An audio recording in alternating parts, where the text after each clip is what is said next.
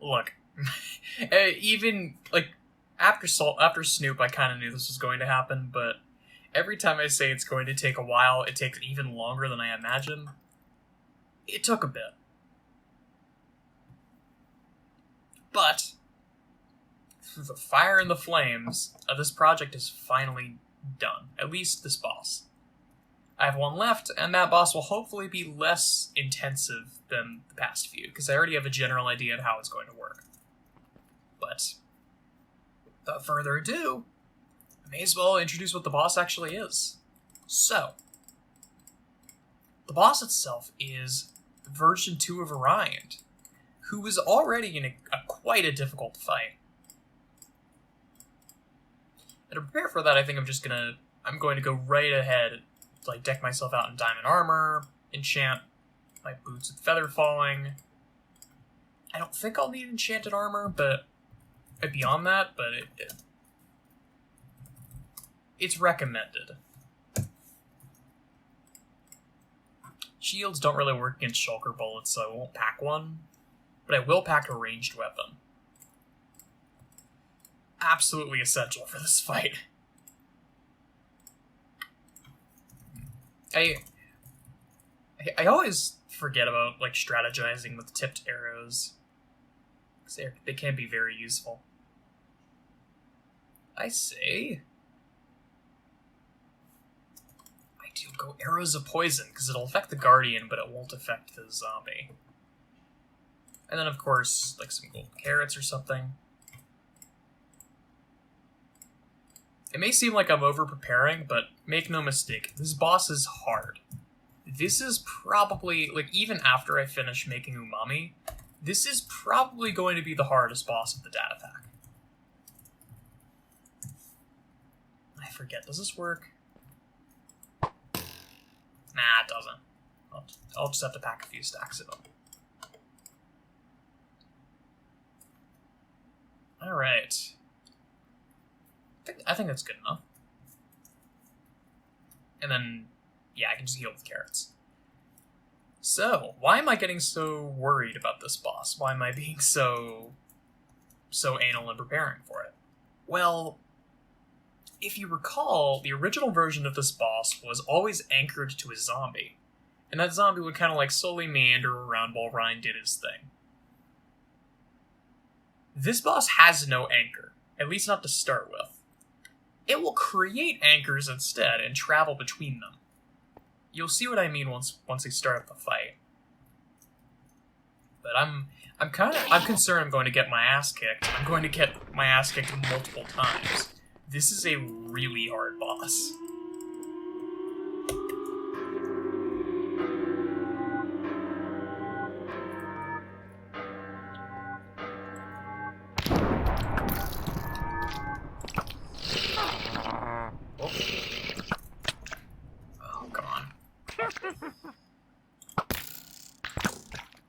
I should have packed a slow fall potion.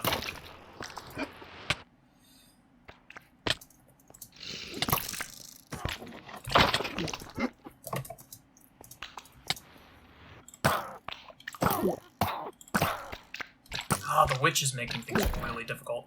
Uh-oh.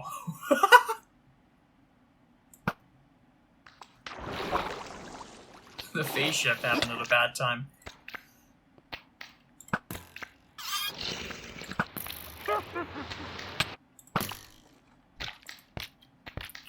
Come on.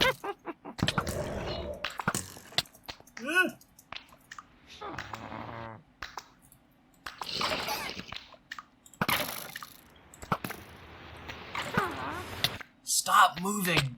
Okay, I need to make distance. God, he's so fast! Oh.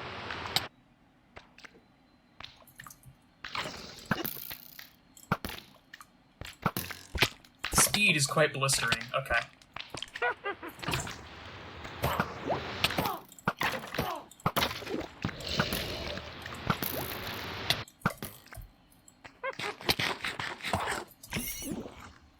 Oh, is that it?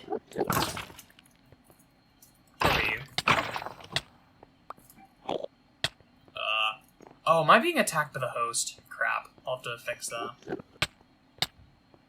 Yep, I definitely am. Hang up. Pardon me. Let me go into spectator mode. Oh my goodness!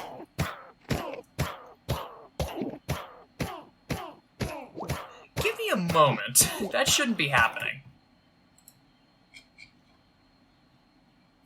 Ba-ba-ba-ba-ba.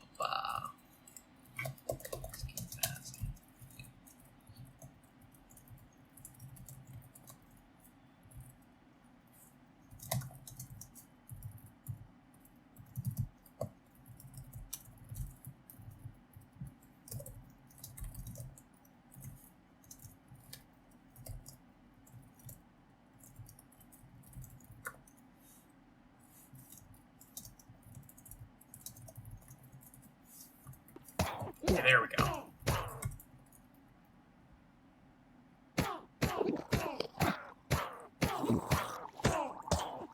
Oh.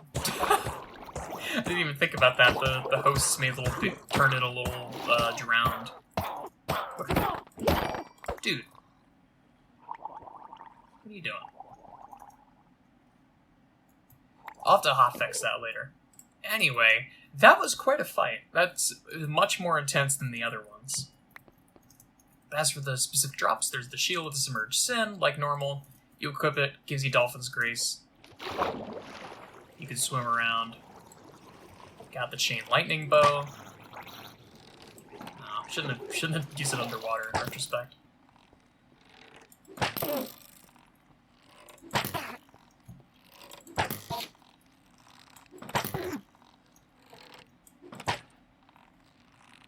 Come on. Can I make it work? Is that a... What's with you? Let me go hotfix this again.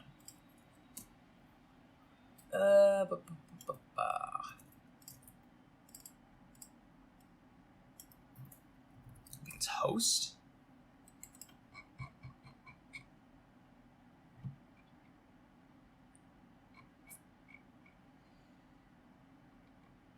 Oh, parasite host, I see.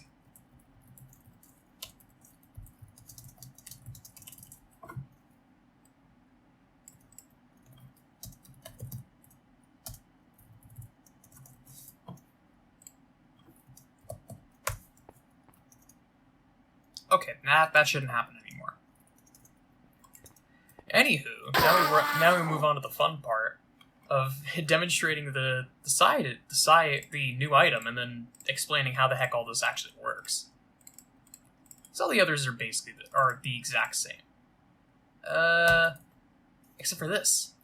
Rod of the Ancient Torrent draws springs of healing water from the ground, or well, from the air too. You toss it out, and it fires out a whole bunch of well, quote-unquote tridents that are just healing potions that were retextured. Oh. And yeah, so still injured. It'll heal me. Which is quite cool. And a fun little side effect of this is because of the way that the fishing bobber works. Let me spawn in a zombie real quick. If I hook it, the bobber will still actually be around while it's hooking the enemy. And it'll disappear whenever I reel it in. That includes players, interestingly enough. So suppose that I do something like this, and I try to catch it as it falls. I didn't quite get it. It's a little bit tricky because of how slow it falls.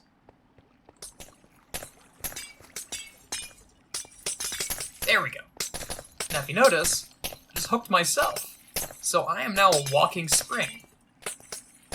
Now granted, I can't do anything else, and I also can't use my offhand, because between your offhand and your on-hand, the system will always prioritize right-click effects on your on-hand. So I can't do anything else but reel it in. So you can't just use it as a free way to get health. But it is still really cool. Now to explain how this insanity works. This was one of the more complex ones that I made. So let me go ahead and spawn in another one.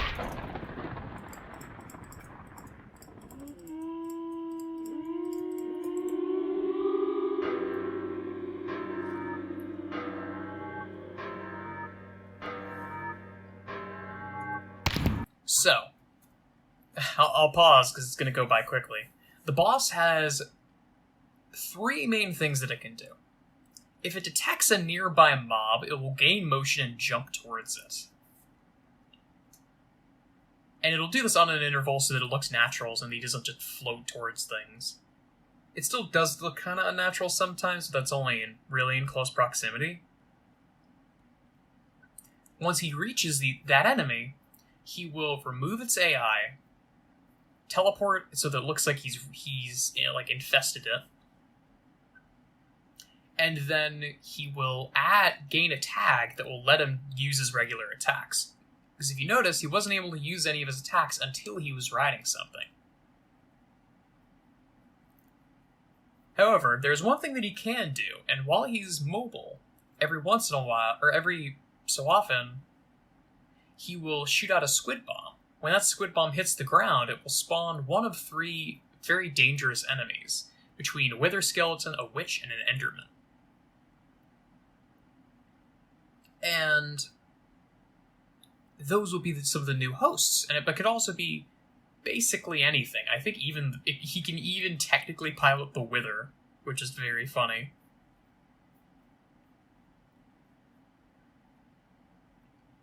So, let me quickly swap over to spectator. Huh? That's not what I intended. Oh. Whoopsies. Yep, I missed something. Okay, reload. Now it should work.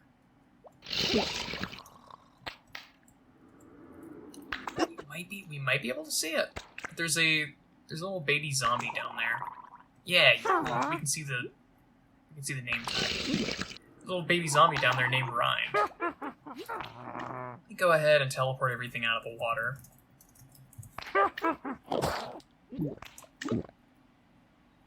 And he kind of walks around it, and he'll occasionally spawn things while he's riding. And go into creative. Let's hit him a bit. Let's see if I can kill the... There we go. The witch is killed. There's a weird sort of effect where sometimes he will... There we go. Sometimes he'll ride 2 mobs at the same time.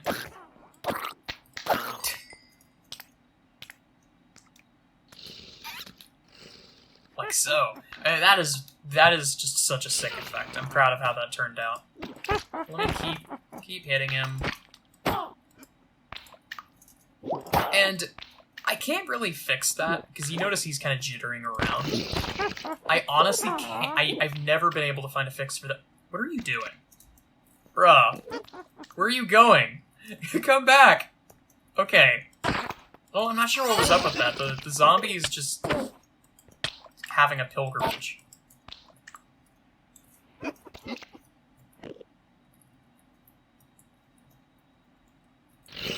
What is with the zombie?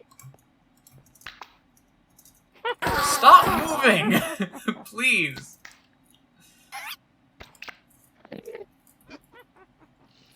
Bruh.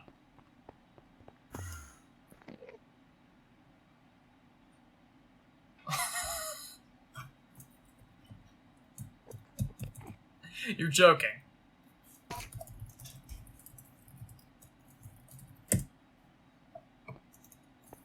He literally went so far that he despawned. Wonderful. So yeah, it's not perfect. But I think it worked out very well. Let's spawn it again, and hopefully this time it doesn't ride off into the sunset like a cartoon from the 40s.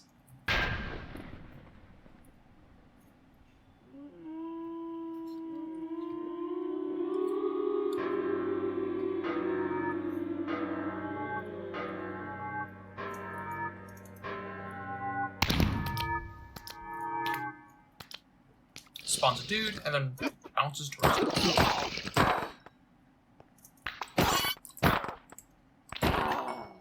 And this boss really does require you to focus on the Guardian itself. Because otherwise you're just going to keep bouncing between hosts like this.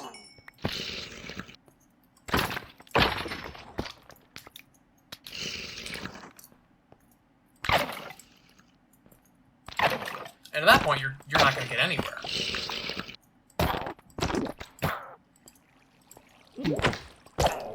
Oh, is he gonna... Hang on. I saw the Enderman floating over there. I was hoping he would bounce over to it. The bosses do drop items, but this is like late enough in the game that or the enemies rather, do drop items, but I'm not too worried about that. There we go. Now we get to phase 2. Everything moves faster.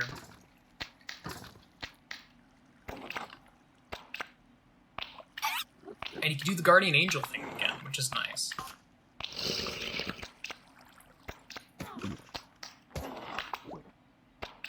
See if we can get him to do it. Yeah!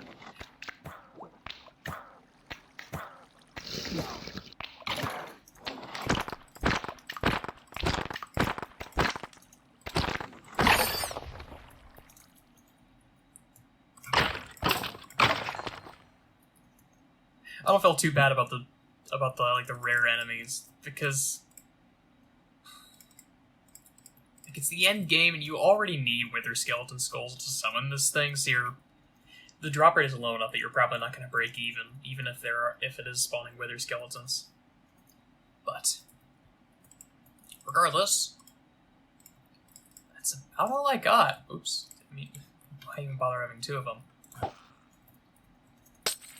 The next item on the docket is going to be UMAMI, but it's not going to be for a while, and I mean that more sincerely than usual, because it's final season. So I'm gonna be concentrating on that, and I probably won't be able to make another video until the year comes to an end. But I will say, this was still a lot of fun. I heartily enjoy all of these projects, or else I probably wouldn't be doing them. But that being said, that's about all I got, so thanks so much for watching, y'all.